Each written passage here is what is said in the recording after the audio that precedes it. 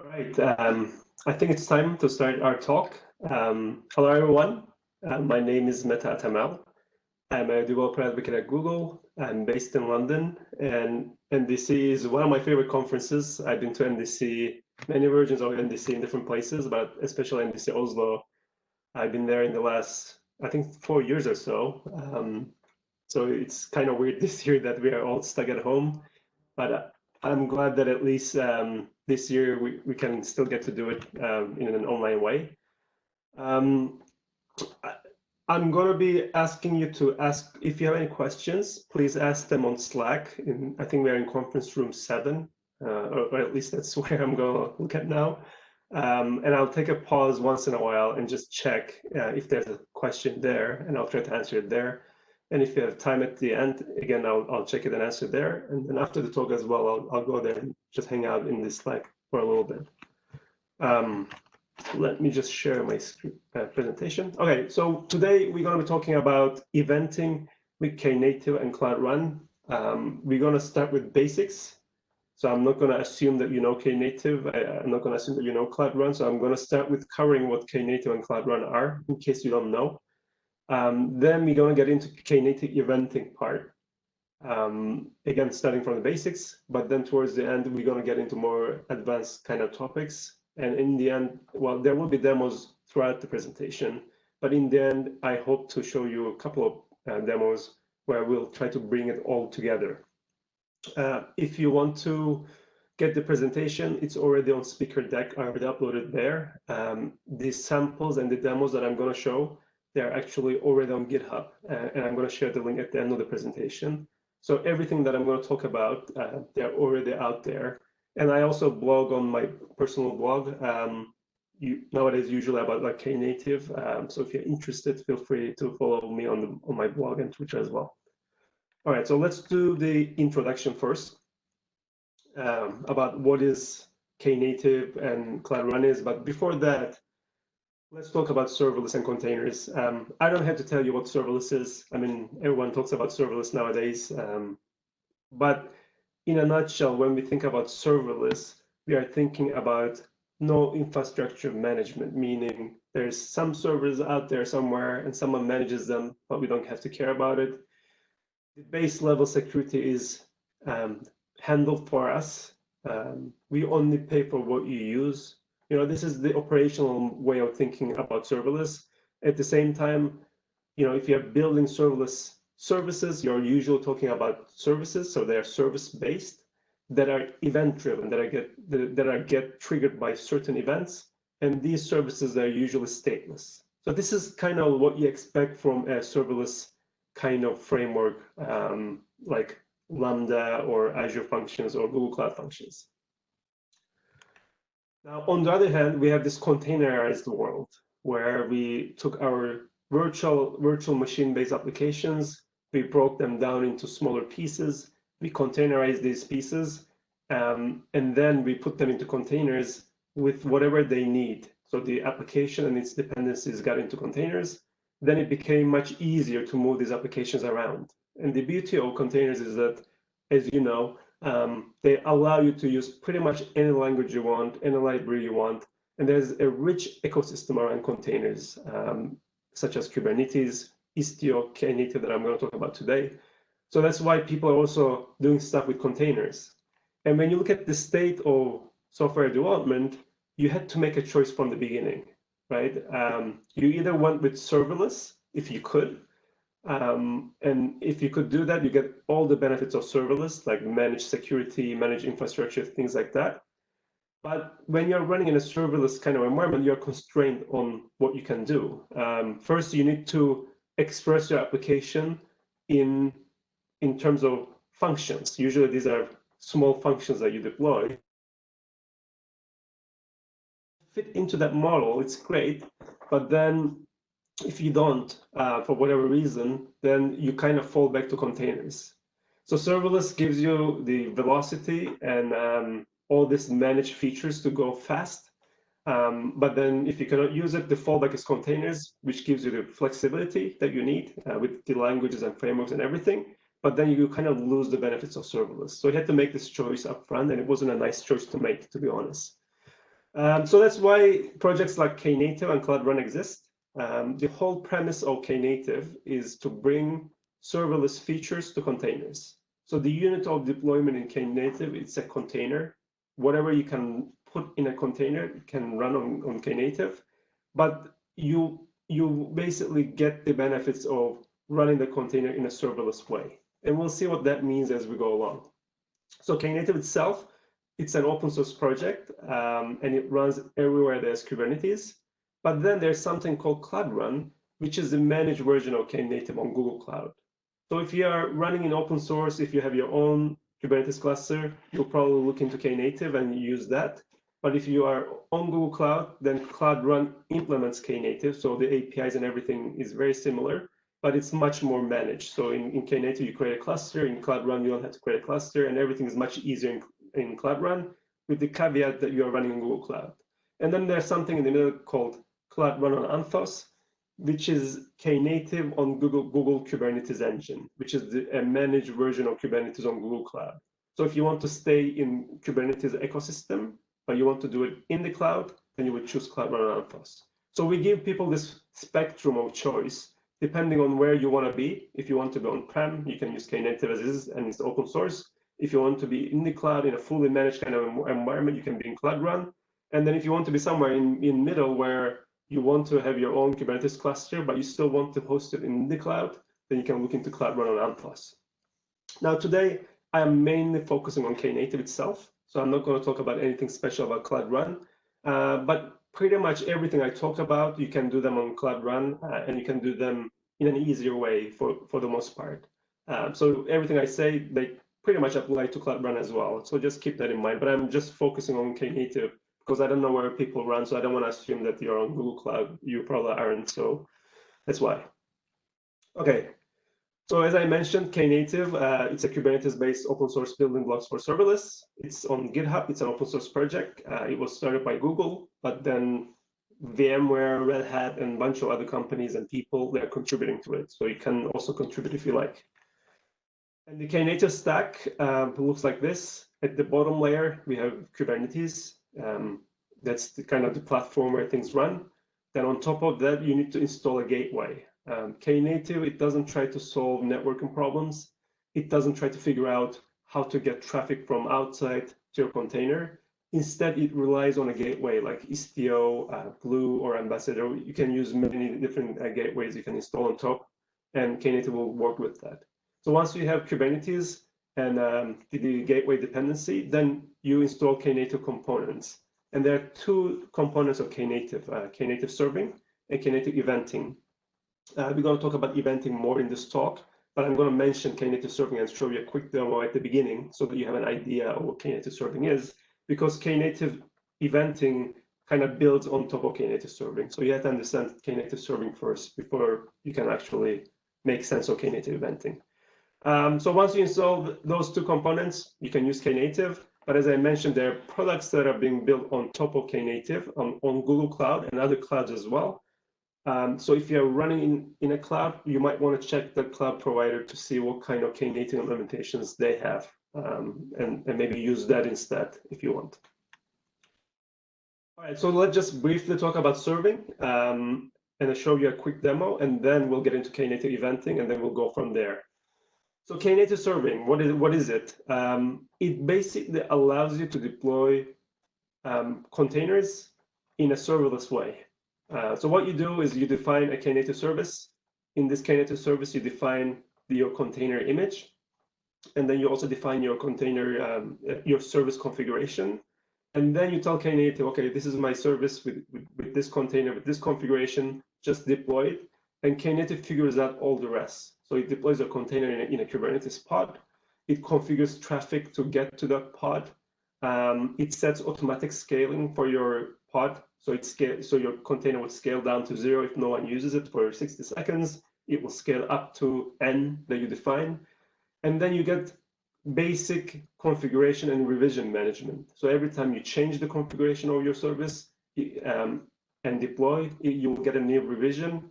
And then once you have multiple revisions of your service, you can do traffic splitting between them. So in a nutshell, you deploy a container, get traffic routed to it, get automatic scaling, get configuration revision management, and get traffic splitting between them. Now, the basic building blocks of Knative Serving is, as I mentioned, you have service at the top. This is a Knative service. It's not a Kubernetes service. There's also the notion of services in Kubernetes, but Knative service is something higher level than Kubernetes service. So this service has a configuration that points to the container image and other things. And then you deploy the service and configuration together into what's called a revision. So this revision is kind of like the snapshot of your service and the configuration at that given time. Then Knative will create a route, and it will send traffic to this revision. So all the traffic goes to this revision. Every time you change your configuration and deploy again, it will create a new revision, and the route will get updated to that revision. But of course, once you have multiple revisions, you can change this route yourself, and you can do things like traffic splitting or A/B testing if you like. So this is Knative in a nutshell, and just to give you a quick idea on how this actually works. So if this is my GitHub project that I'm going to share the link with you, it's a Knative tutorial where I show how to install Knative on Google Cloud. And I also show you a lot of examples on Knative Serving, Knative Eventing, Knative Eventing with Google Cloud, and also build.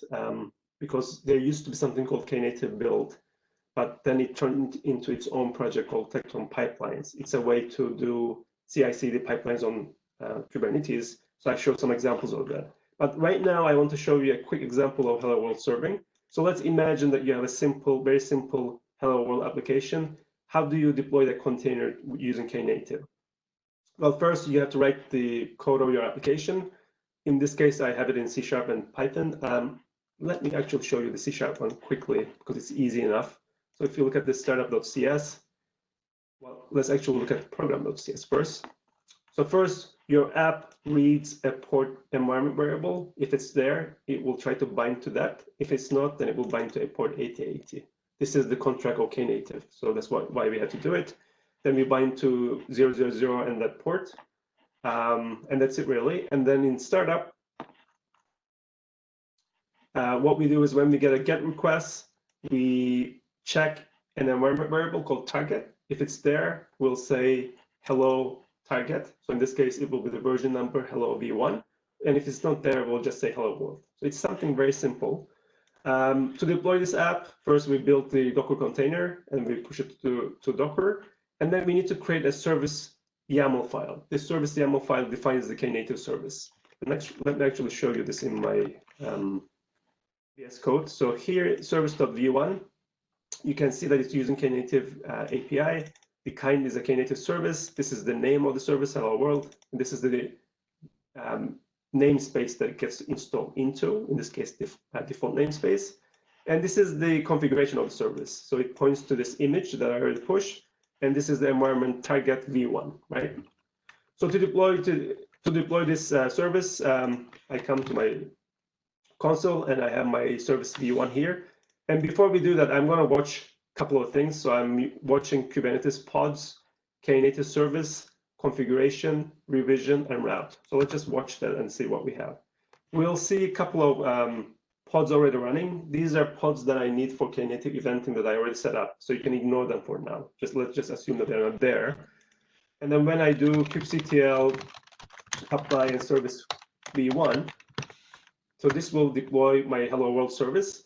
And you'll see that right away, this is creating a pod, and the pod is running. It created a service called hello world. It created a configuration. It created a revision, and this revision is generation 1, meaning it's the first revision. And it also created the route. So all the things that I talked about, it's already created. And if you do a curl, you'll see that it says hello v1. So we deployed our service. If you ever use Kubernetes yourself, you know that this is much easier than Kubernetes because all we did was just create the YAML file and just say deploy this YAML, and then all the details of like creating the pods and services and configurations and Istio routing, all that is done for us, which is much easier than using Kubernetes yourself. Now, if we do a change to our configuration, so for example, let's do a configuration change here. So anytime you change the configuration, it will create a new revision. For example, let's do a couple of changes. One, service v2. So in this second version of the service, we are changing the environment variable from target v1 to v2. And then let's say in the third one, we change the image from version 1 to version 3. So we are creating a new image that has a new code in it. So we are doing a code change. If we do these kind of changes, first of all, let's do the v2 one. Kubernetes apply service v2. Now you can see that once I apply the change, immediately it's creating a new pod. And then you can also see that the previous pod is terminating. The previous pod is for the version 1, and we haven't used version 1 for 60 seconds, so it's auto-scaling down to 0. But then we have the new one running with the new configuration, and you can see that we still have the revision 1, but no one is using it now. And then we have the second generation, the second version of it. And then if we do a curl, then you can see that it says hello v2. So we did this configuration change. Again, in terms of code changes in service v3, we point to another container image. And if you deploy that, it's the same thing. It creates a new revision. It creates a new container. And then once this container is running, if we do a curl again, now it says bye v3 because we changed the code from hello to bye. So you can see that this kind of stuff, like changing your code and updating your code, becomes really easy with Knative. And this is what Knative Serving enables you to do. So that's all I want to say about Knative Serving. But I just want to point out here that, if you want to learn about traffic splitting, auto-scaling, deploying to Cloud Run, using gRPC with Knative, so there's all these other things that you can do with it. So feel free to check out if you're interested. But let's move on to Knative Eventing, because that's what we care about here today. All right, so what is Knative Eventing? Knative Eventing basically allows you to connect a bunch of different event sources to different event consumers in your cluster. And that's really all there is to it. These event sources, they can be internal event sources in your cluster. So they can be services in your cluster that generates events, or they could be external events that you can read into your cluster. For example, you can read like GitHub messages, or you can read, I don't know, PubSub messages, something external to your cluster, and you can pull them into your cluster. And we'll see how that works as we go along. Now, once you pull these messages in, or once you generate them, then you can choose how to deliver them to consumers. So there's a few different ways of how you can route the messages to your consumers. And there's a few different ways of how you can persist them. Because do you want in-memory messages, or do you want PubSub-driven messages? So there's a few different ways of how we can actually send messages from sources to consumers. And we'll take a look at these as we go along. All right. So let's look at the terminology of Knative Eventing. So when you look at Knative Eventing, there's a few things that you need to know and kind of understand before things start making sense. So let's just go through them one by one. And then this is gonna be a little bit of slides, but we need to cover them before we actually get to the demo. So just bear with me as we go along with this. Now, first of all, there's this notion of cloud events in Knative Eventing. I will talk all of these in detail in the next slides. But basically, Cloud Events is the format of the messages in Knative Eventing. There's this notion of event sources. These are the things that produce events or read events from outside. There's the notion of services. These are basically either Knative or Kubernetes services. They're consumers of these events. Now, I'm going to skip channel and subscription, and I'll come back to them. There's broker and trigger. So broker is the event mesh in your namespace. It basically sits in your namespace, and it receives the messages by default in your namespace. And then once those messages are in your namespace, then you can create triggers to those messages, and you can send them to to your services. So you can basically route from broker to your services using a trigger. So trigger allows you to make the connection to the broker, but it also allows you to filter messages.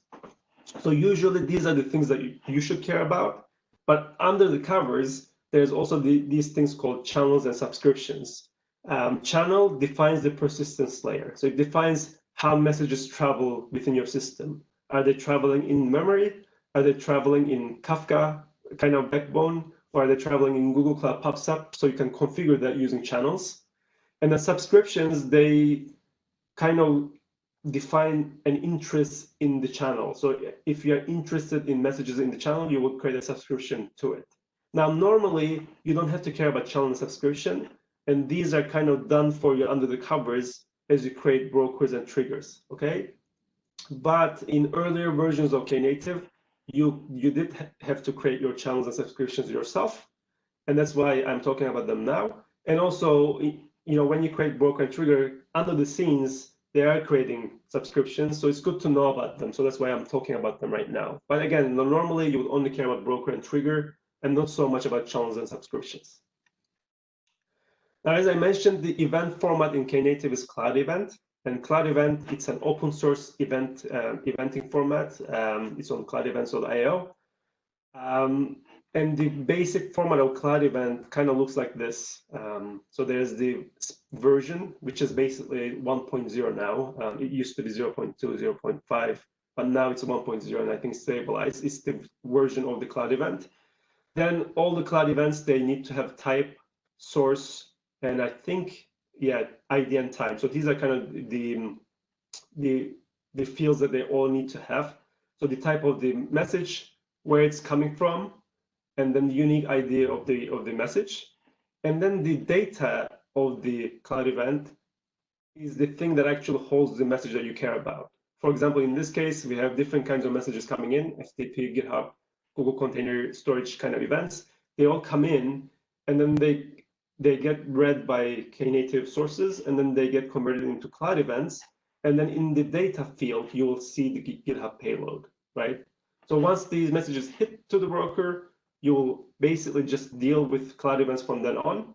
And then your services will only care about Cloud Events, and they will only look at usually the data field and get what they need from the data field. So this is the format of Cloud Events, and it's kind of a simple format. And you can actually, within your services, you can create these Cloud Events and send them out yourself as well if you want. Now, in terms of event sources, so these are the things that read events into your Kubernetes, into your Knative cluster. There's a bunch of them. This is not the full list. The full list is at this link. You can take a look, but you can read a lot of different things. So you can read, for example, Apache Kafka messages. You can read Google Cloud PubSub messages. You can read, I don't know, Kubernetes events or Google Cloud Storage events. So there's a lot of things that you can read externally, and you can bring them into your Knative cluster. Now, once you read them in, they will get to a service, and this service is either a Knative service or a Kubernetes service. It can be both.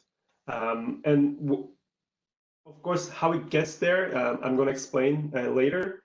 And it depends whether, it could be a subscriber. For example, in this case, we have a trigger, and this trigger talks to a broker. In this case, it's talking to the default broker, and the subscriber, it's a Knative service. And I know this is a Knative service because the API version is the Knative API. But if I comment this out and then put this other one in, the API version v1, then at that point, you would be expecting a Kubernetes service. So you can swap each one of them. You can either have a Kubernetes service or Knative service. And in this case, this is a subscriber to the trigger. But then you can also have event sources directly talking to the services. And then that will be defined as a sink, as an event sink. So how you define the service and how the messages get to it depends how you connect things. And we'll look at some examples of that. But eventually, these services are the ones that will consume these events. Now, channel is the persistence layer. It defines how things travel. For example, in all of my demos, I use in-memory channel. Everything is in memory because it's easy. But in production, you wouldn't use it because you don't want to lose messages. So maybe you want to use a Kafka channel, or you want to use a PubSub, Google Cloud PubSub channel. So there's a lot of options here. And depending on what kind of channel you use, you need to have different configurations and different setup for it. So you need to look into this before you deploy your Knative instance in production. So there's this notion of default channel. So broker is the thing that will receive messages, and brokers, they can have default channels. You configure default channel. And usually you would do that at the beginning. So you would create your channel, and then you would configure your broker to use that default channel, and then you would forget about the channel. You don't really need to care about channels as much from then on, because everything is done under the covers. And then there's this notion of subscriptions. Subscriptions, they connect services to the channels. For example, in this case, we have a subscription, and it's creating a subscription to the in-memory channel called channel, and then the subscriber is a service. So basically, service will get messages from the channel. You would do this if you had to create your channels and subscriptions manually, but then usually, again, this is not something that you have to worry about it too much yourself. And subscription also has this notion of event replies, meaning, this defines, that this service will get the messages, but then you can also define that, when this service processes this message, it will send output to another channel. And I'll show you an example of that shortly. So it's not just consuming the messages, but you can also reply to messages and then get the reply sent to other places if you want. All right, so broker is the thing that you should normally care about. So broker is basically this thing that combines like channel and event replies and filters into a single thing. You would inject a broker into your namespace by adding a label to your namespace. And then once you add the label to your namespace, your broker will be created and it will be injected, and then it will be waiting for messages to come in. It's typically one broker per namespace. So if you have multiple namespaces, you'll have multiple brokers. And then these brokers, they have a known URL. So this URL that the broker has, for example, in this case, the name of the broker is default, and this default refers to the fact that this is in default namespace. So using this URL, you can actually send messages to the broker from different services, and then broker will route them to other services depending on the triggers that are defined. So usually this is something that you would need to care about. And then trigger defines who gets the messages from the broker, and then also defines a filtering mechanism, right? So in this case, if you be defining a trigger, and let's imagine we didn't have a filter here. If we had a subscriber, then this service, which is also called filter, will get all the messages from the default broker, right? But then if you define a filter like this, and then the filter type, so this refers to the type of the cloud event, and the type is Google Cloud Storage Object Finalize. This is the event that gets triggered when you save an image to a Google Cloud Storage bucket. So that's the type of the event. That's the type of the cloud event that will be sent. So we are filtering on those. So only this kind of messages will get to the service. You can do that as well. Again, trigger is something that you would need to care about along with the broker. All right, so these are the kind of the main things about Knative Eventing. And now I want to look at how you can actually set up different delivery methods. So how the messages get from one place to another place using different methods.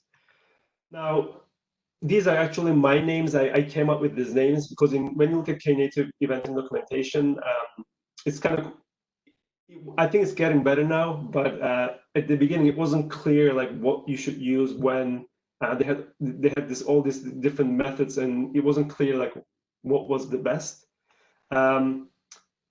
The way I see it is that broker and trigger delivery is the thing that you should care about, but then this simple and complex delivery, I call them, they could be useful as well, depending on your use case. Because sometimes you want to do something very simple, and for that, this simple delivery works.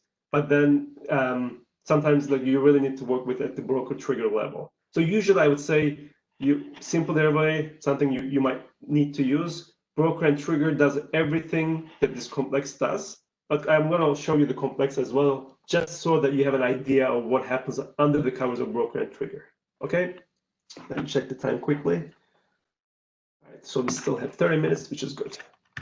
All right, so in simple delivery, what we are doing is that we have an event source, and we connect that event source to a service, Knative or Kubernetes service directly, right?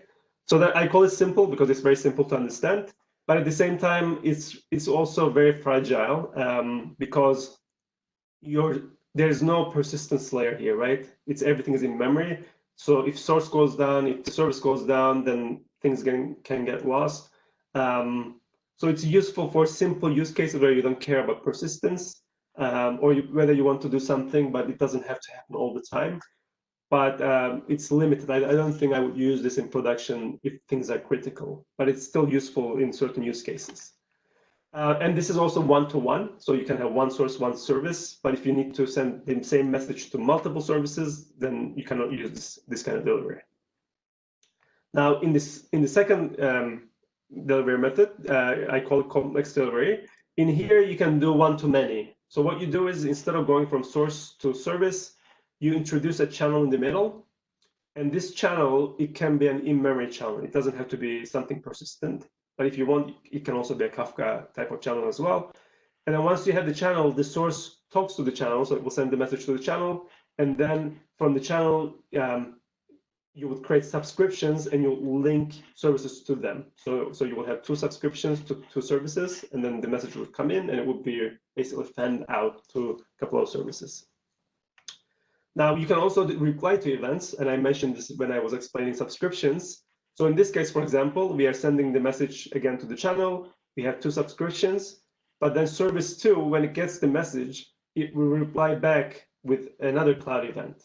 And this reply, in subscription, you can define it so that it will go to another channel, right? So this reply ends up in another channel, and from this channel, you can create a subscription, and the subscription can go to another service, right? So you can see that there's a lot of things that you can do, but at the same time, things are getting more complicated because we have to create multiple channels now. We have to create multiple subscriptions, and trying to keep track of all of this can get quite complicated, even for simple use cases like this.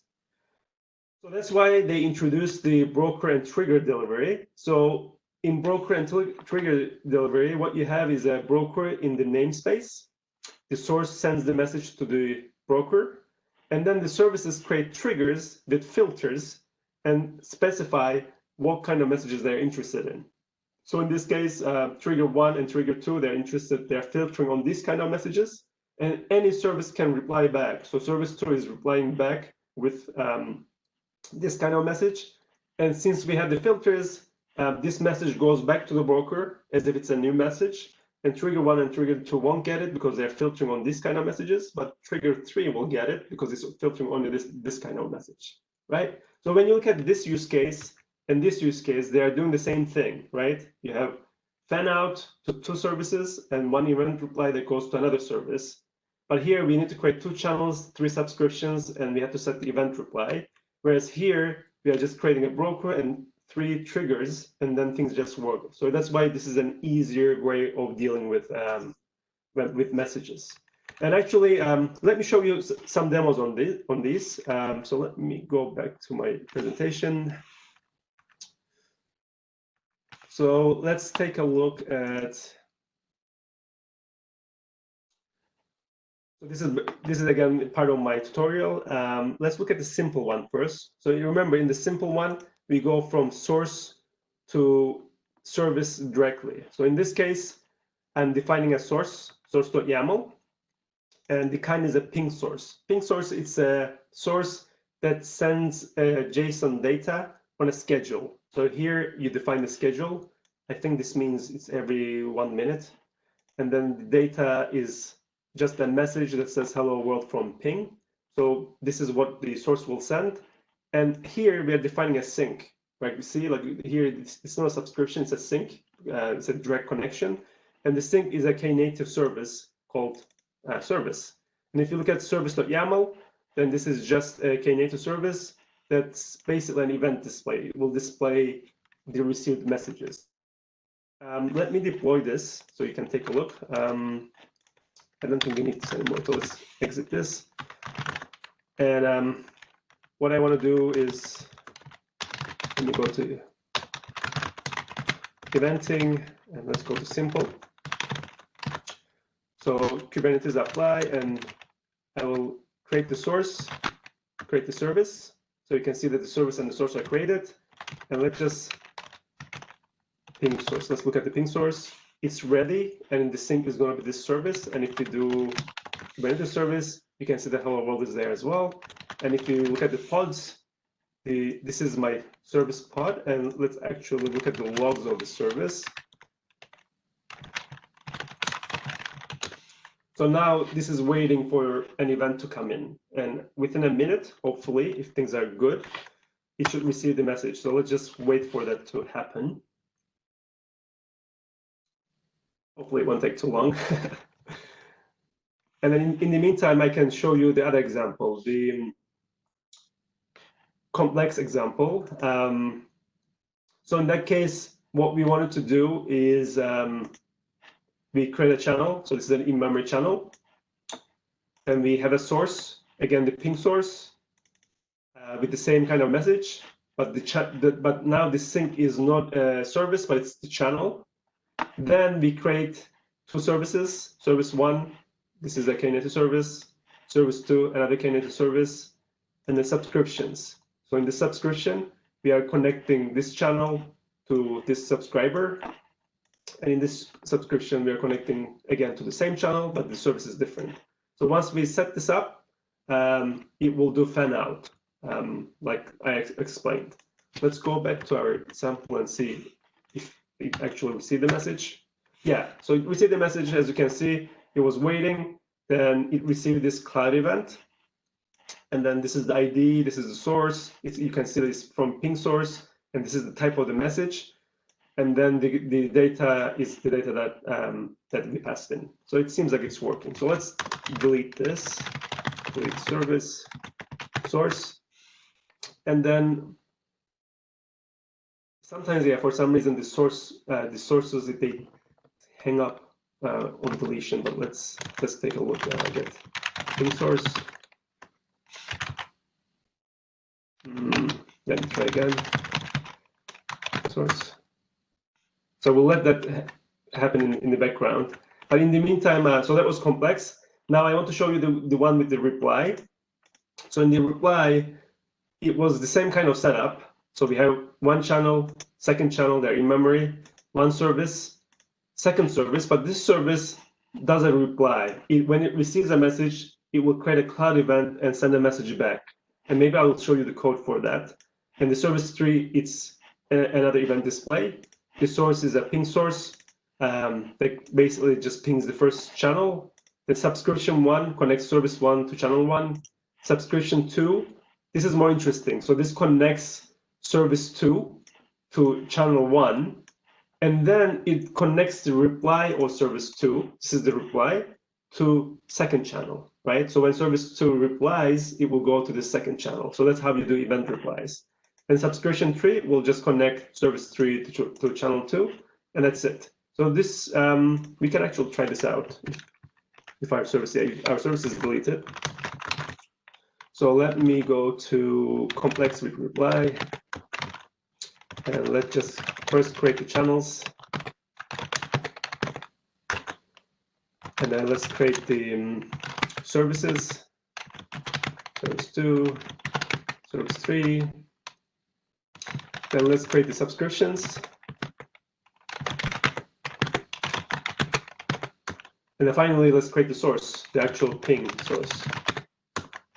All right, so if you look at, let's do this. Look at the pods, they're running.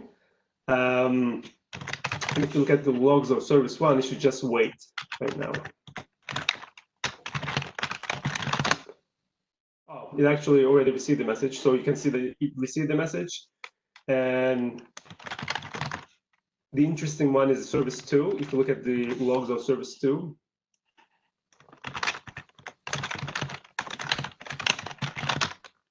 now this one, it received a cloud event, and then it's replying with a cloud event that says this is a Knative reply. So this is an event reply. And then thirdly, let's look at the third service, service three, see if it received the reply.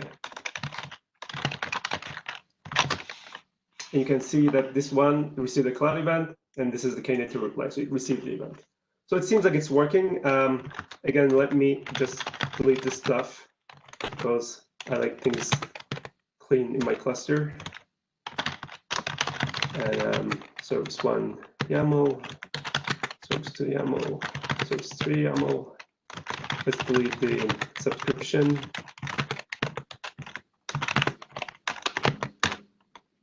Now finally, let's delete the source. All right, everything is gone. And then the last one I want to, let's check the time. Yeah, I still have a little bit of time. Last one I want to show you is the broker one. So this was complex with reply, but with broker, things become much easier. So let's look at the broker one.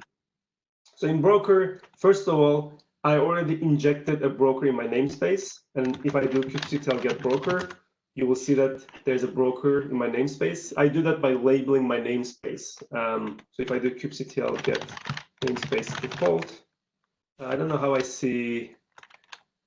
I see that I just want to see the label.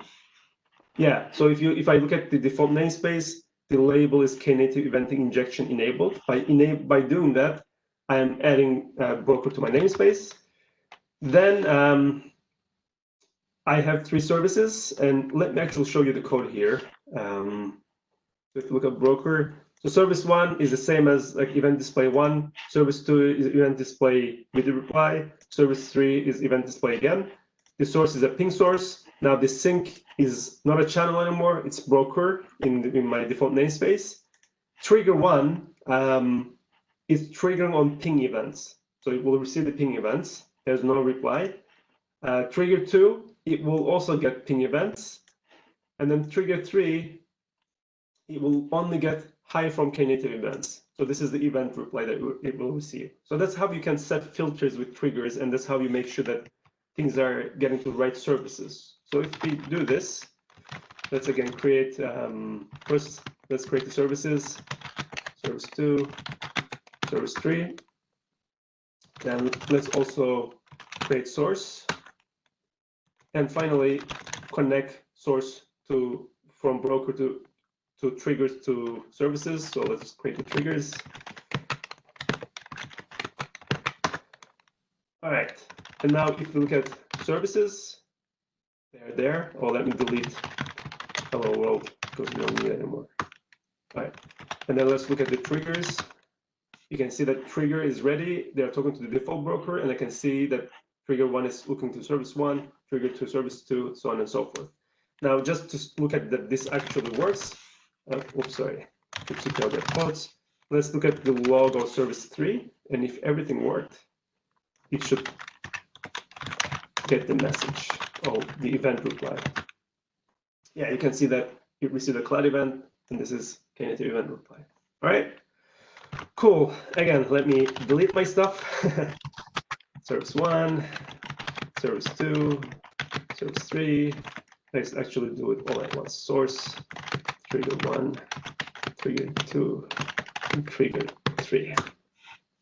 All right, so we're back. All right, now what I want to talk about now is something called Knative GCP project. And this is another open source project.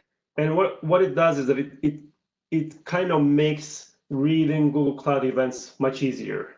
It gives you configuration, and it also gives you some event sources by default. And you can use these event sources to pull messages into your cluster. So this Cloud PubSub source reads PubSub messages from Google Cloud. Storage source reads storage events. Scheduler source reads Cloud Scheduler events, so on and so forth. So you can see that we have these sources. And I actually built a couple of demos using these events. So I want to show you those because in these demos, you can see how everything really comes together. So in this first demo, I don't know if I will have time. Let me check. I don't know if I will have time to show both of them, but I'll talk about them and then we'll maybe look at one of them. But the source code is out there in my tutorial. So in this image processing pipeline, what I'm doing is that end users, they save some images to a storage bucket. This is images input bucket.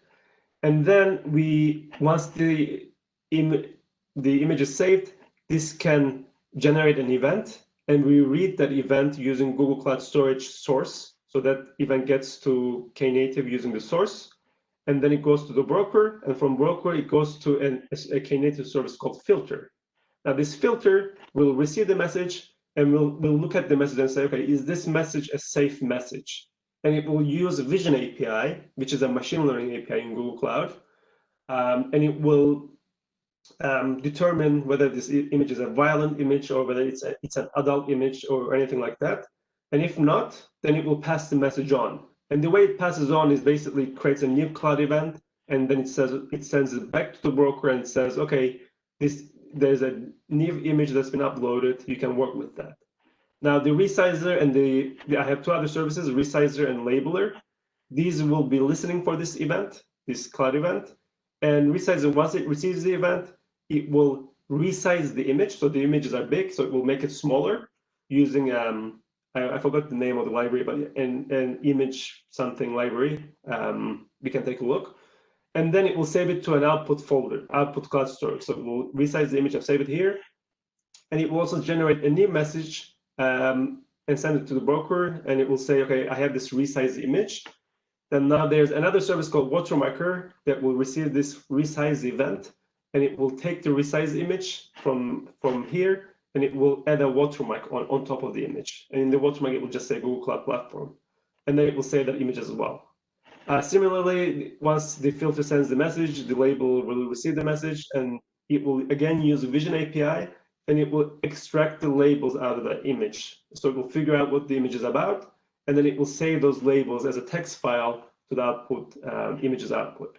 So you can see that it's event driven. So saving an image triggers the event, and then filter sends other events. So it's all event driven. And in the end, we will have one image here, and then we should have resized image, watermark image, and the labels of the image. So I built this using Knative. Let's take a look at it, and then if we have time, we can look at the other example as well. So here, it's under image processing pipeline. So I explained this whole workflow here. First, we create some storage buckets. So this is bucket 1 for the input and bucket 2 for the output. Then we need to create a Google Cloud Storage source. So this is the thing that will read messages into our cluster. Let me show you the YAML file for this quickly. So the YAML this is the kind of the event source. So Google Cloud Storage source, you give it a name. This is the bucket that it's listening. And then once it receives an event, it sends it to the broker in your namespace, right? And then once that's done, we already have a broker injected in our namespace. So the broker is there. We enable the Vision API in our cluster. And then we create our services. The filter service, let's actually look at the code just quickly. Well, maybe you can look at the configuration first. So first, the service configuration, it just points to the image. And then it also points to the bucket, like where we're going to find the images. Because we need that in our code. I pass it as an environment variable. And then the trigger will basically, the name of the trigger is filter. Then it will filter on object finalize. So only when the images are saved in the bucket, and it will send it to the service filter.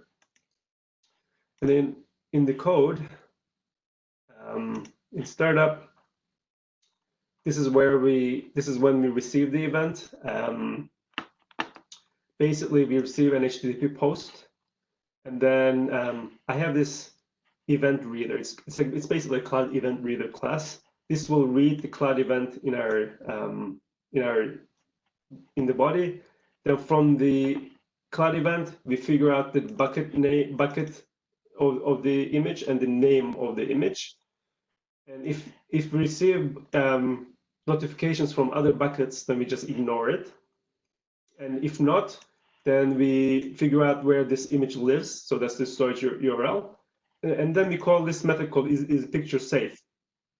In this method, we create a Vision client. So this is the client to talk to Vision API.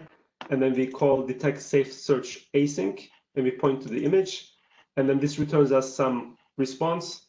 And then we basically look at, is this image an adult image? Is it likely? No. Is it medical? Is it spoof? Is it violence? Whatever it is. And if all of these are wrong, then we say that, okay, this picture is safe. And then if it's not safe, we just return.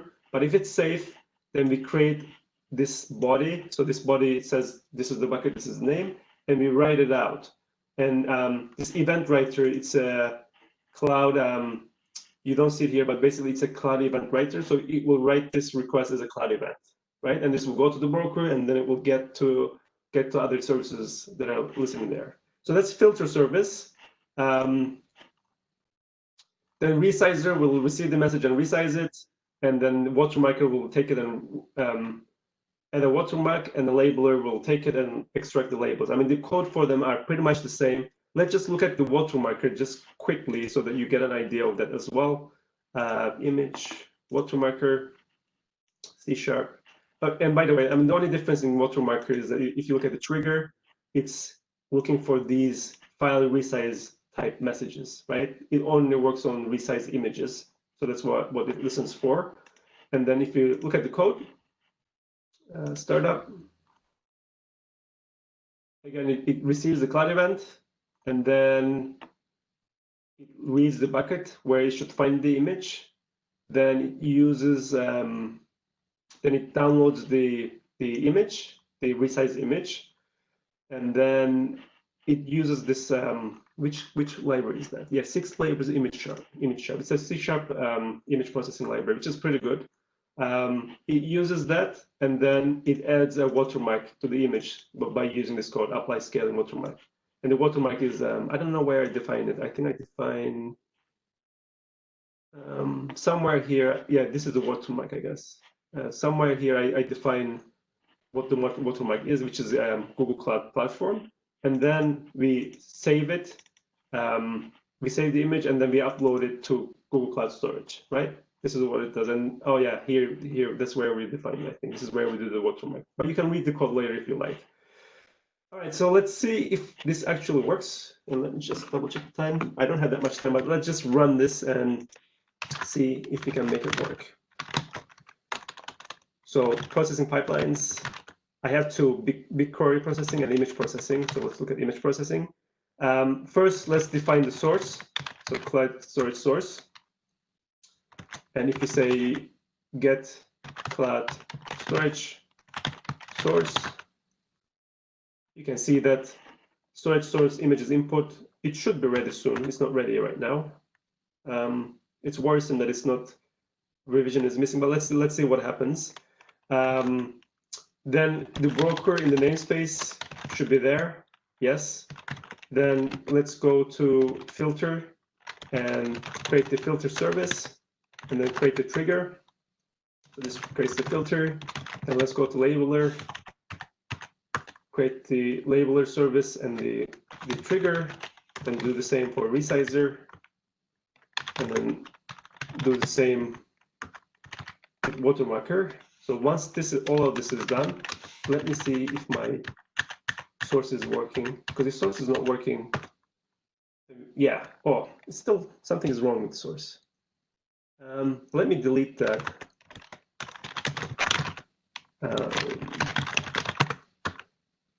So let's delete that and apply again. I don't know, something, hopefully it is working. And then let's look at our pods. You can see that filter, labeler, resizer, watermark are running.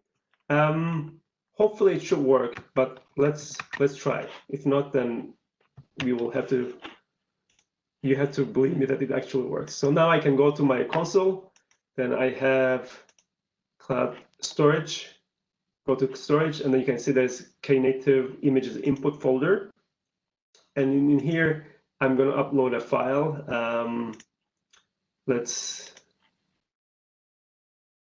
pictures, and let's upload this picture. I don't know if you can see, but basically it's a beach with sunshine and mountains in the background. So now we are uploading this, and if everything works, which I'm a little bit skeptical, but we can check. So let's look at the pods again, and then let's look at the logs of filter. Okay, it actually is working, yeah. So if you look at the filter, it received the cloud event. The source is the type is a cloud storage event. And this is the data. of the cloud event. And from there, it extracted the fact that this is the beach.jpg, and then it figured out that it's a safe picture, and then it replied back with this cloud event where it says bucket and the name, so it passes that on. Now, if you look at other ones, kubectl logs, resizer.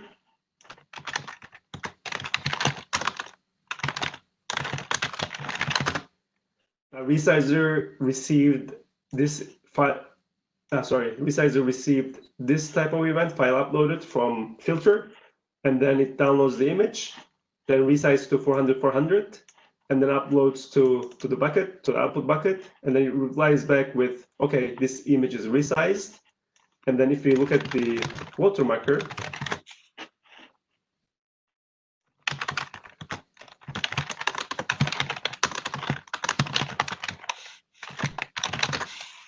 watermarker only looks for this type of messages, file resize, then it will basically read this resized image and it will add a watermark and upload it. And finally, if you look at the labeler, we cannot look at the labeler, sorry, because the pod went away. It's scaled down, but you can see that it actually works. So let's go back to our console. So this is the input, but if you look at the output folder bucket, you can see that we have 3 images. So this 400 to 400 is the resized image, it's smaller. And then the one with the watermark has Google Cloud Platform in it. And then the labels is the labeler. And if you look at the labels, I don't know if you can see this, but basically it says sky, body of water, sea, nature, coast, water, sunset, horizon. So these are the labels that it extracted from our image. I have 4 minutes. Sorry, I didn't get to the questions, but I will look at them after the talk and I will answer them in Slack.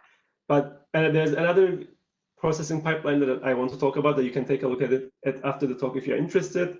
Now in this one, what I do is that I set up class scheduler that on a schedule calls a query runner, and this query runner, it will run a query in BigQuery. BigQuery, it's a data warehousing solution on Google Cloud. It has public data sets. One of those data sets, it's called a COVID-19 data set. So all the corona cases from all countries. So it will query that and it will figure out which cases exist for the countries that I specified. In this case, I specified UK because I live in the UK. And then it will query that and save it to a table. And then it will send a message to a chart creator. And this chart creator will read this data for UK. And then it will create a chart out of that and it will save it to a bucket. And then once it goes to the bucket, this will create a notification to notifier service. And this will use a SendGrid to send an email to end users. I did this because I wanted to know the number of cases in UK every day. So every 5 p.m. This runs and it gives me a nice chart that I can look at so I don't have to check it myself, which is nice. And in the end, if you wanna, I think I might have an example of this. If I go back here, the chart that you're gonna get, I didn't spend too much time on it. I can make it nicer, but basically, if you take a quick look under charts, let's see if you have an example. Yeah, so there's a chart from Cyprus and United Kingdom. So it will be basically something like this, where it shows like the cases in United Kingdom. I want to improve this and make it better, but I ran out of time. Okay. Then I probably won't cover this, but in Knative there's sequence, the notion of sequence, where you can chain multiple services together, and then there's this notion of parallel, where you can run things in parallel with multiple services. So you can do like branching basically. So you can take a look at these as well if you like. They're quite useful for certain use cases. So that's all I have time for, unfortunately. But as I mentioned, if you want to get the deck, it's already on speaker deck. If you want to get to my tutorial, this is the link. This is the link to Knative documentation.